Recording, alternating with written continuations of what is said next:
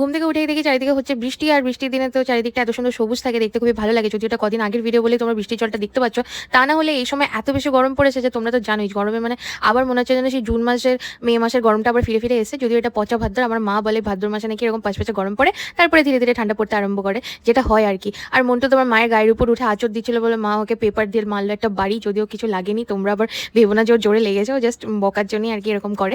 আর এরপর দেখো মা আজকে স্পেশাল টিফিন তো বানিয়ে দিয়েছে, স্যান্ডউইচ। আর এই স্যান্ডউইচটা আমার মা ভীষণই ভালো বানায়। এটা আমার মায়ের হাতে স্পেশাল আলুর পুর দেওয়া স্যান্ডউইচ। আর এই স্যান্ডউইচ মেকারটা আমি পেয়েছিলাম আমার বিয়েতে, মোটে 3টে স্যান্ডউইচ মেকার পেয়েছিলাম, যার মধ্যে একটা মায়ের কাছে আছে, একটা আমার কাছে আছে, আর একটা কোথায় আছে আমি জানি না।